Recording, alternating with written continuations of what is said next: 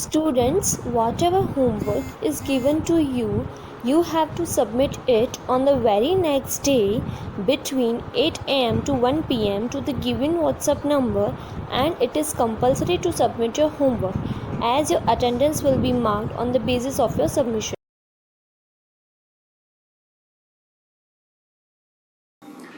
जब सात बोने काम करके घर लौटे, उन्होंने स्नो वाइट को घर के बाहर बेहोश पड़े देखा।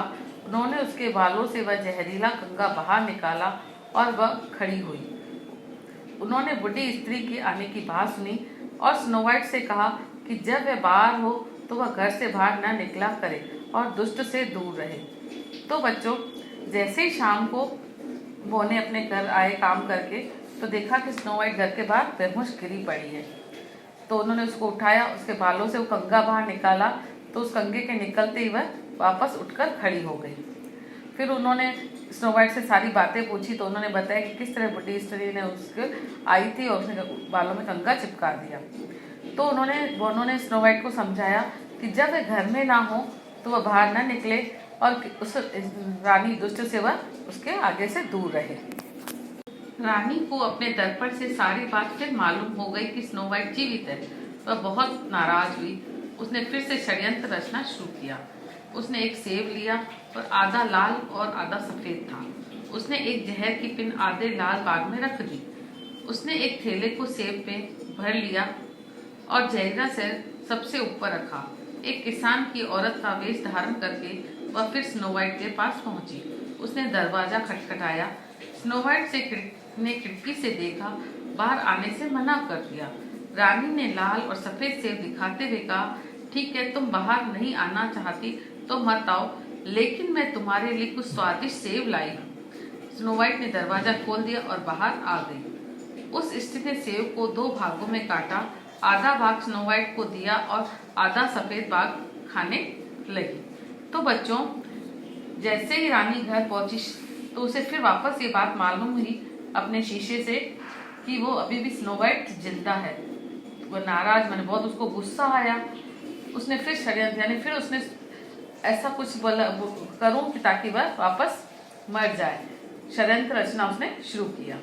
उसने एक सेब लिया जो आधा लाल और आधा सफेद था और उसमें एक पिन डाली जहर वाली, आधी लाल बाग में रखी और उसको एक थैले में भर दिया।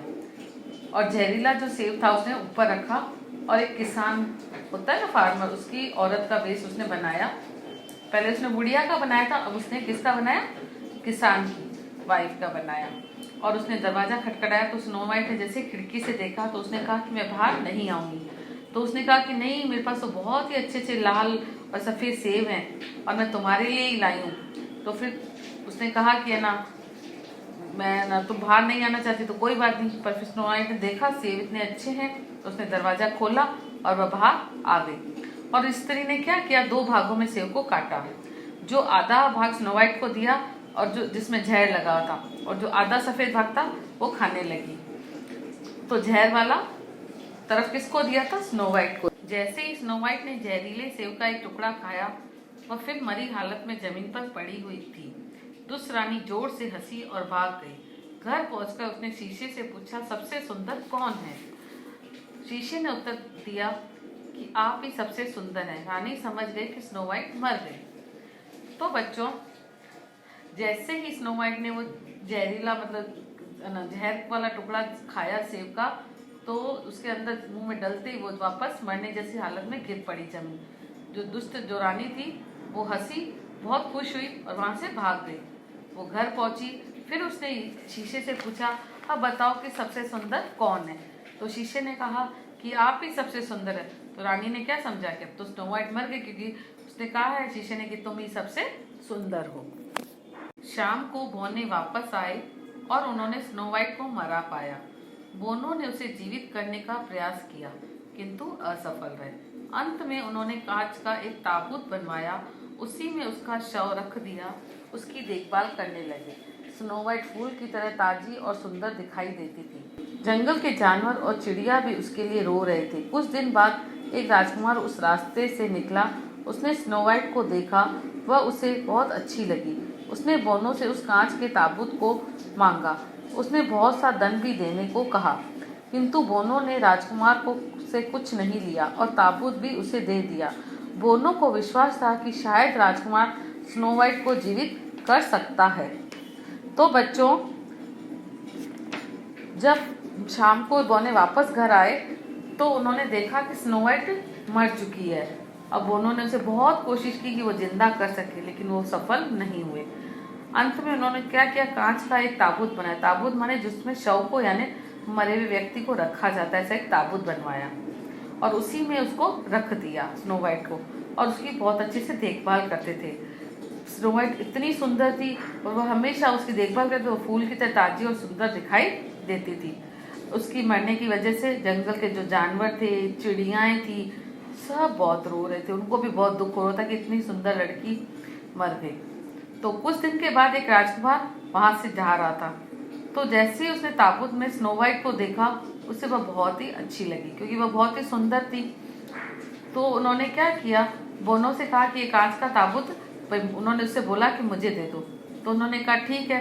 तो राजकुमार ने कहा कि मैं इसके बदले आपको बहुत सारे पैसे दूंगा, लेकिन बोनो ने कहा हमें ये पैसा नहीं चाहिए, क्योंकि बस सोच रहे थे कि हो सकता है अगर राजकुमार इसे ले जाए और इसको कुछ करके उसको जिंदा कर दे तो यही अच्छा होगा। तो इसलिए उन्होंने भाई राजकुमार को वो ताबूत दे दिया। उन्हें विश्वास था कि शायद राजकुमार को जीवित कर सकता है। राजकुमार ताबूत को घोड़े पर लाद कर अपने नगर की ओर चल पड़ा। रास्ते में घोड़े को ठोकर लगी, वह लड़खड़ा गया। उसी समय स्नो वाइट के मुंह में सेब का जो टुकड़ा था वह गिर गया। उसने आंखें खोल दी। उसे जीवित देखकर राजकुमार बहुत खुश हुआ। उसने स्नो वाइट से कहा, सुंदर राजकुमारी, यदि तुम तैयार हो तो मैं तुम्हारे साथ विवाह करना चाहता हूँ। स्नो वाइट राजी हो गई। अपने महल में पहुंचकर राजकुमार ने पिता की अनुमति से स्नो वाइट से विवाह कर लिया। वे दोनों प्रसन्नता पूर्वक रहने लगे। उनके जीवन में खुशी छा गई। तो बच्चों, जब राजकुमार ने उस ताबूत को लिया, वह उसको घोड़े पर लाद कर, मैं उसे घोड़े पर रखकर अपने नगर में चल पड़ा। जैसे ही वो रास्ते में चल रहा था तो रास्ते में घोड़े को एक ठोकर लगी, जिसे कुछ पत्थर आ जाता है ऐसे उसको ठोकर, तो वह लड़खड़ा गया। तो जैसे ही लड़खड़ाया तो ताबूत भी गिर गया। तो जैसे वो लड़खड़ाया तो उसके जो स्नो वाइट के मुंह में सेब का जहर का जो टुकड़ा था सेब का, वो बाहर गिर गया और वो एकदम जिंदा हो गई। तो ये देखकर राजकुमार बहुत ही खुश हुआ।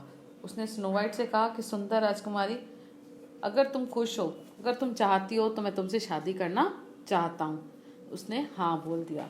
फिर अपने नगर गए। वहाँ पर राजकुमार ने अपने पिता से कहा और पिता ने उसकी शादी स्नो वाइट से करवा ली और वे दोनों खुशी खुशी रहने लगे और उनके जीवन में खुशियाँ छाने लगी। इधर दुष्ट रानी अर्थात स्नो वाइट की सौतेली माँ ने पुनः अपने जादुई शीशे से पूछा, अरे छोटे दर्पण, सबसे सुंदर कौन है? शीशे ने उत्तर दिया, महारानी आप सुंदर हो, परंतु आपसे ज्यादा खूबसूरत स्नो वाइट है। यह सुनते ही रानी क्रोध से लाल हो गई। उसने शीशे को पटक कर तोड़ दिया और जोर जोर से चिल्लाने लगी। ईर्ष्या और जलन के कारण उसका दिल फट गया और वह मर गई। तो बच्चों, जो ये दुष्ट रानी थी, जो स्नो वाइट की सौतेली माँ, उसने फिर शीशे से पूछा, अरे दर्पण, अरे शीशे, सबसे सुंदर कौन है? तो शीशे ने कहा, महारानी आप तो सुंदर हो, लेकिन आपसे सुंदर स्नो वाइट है।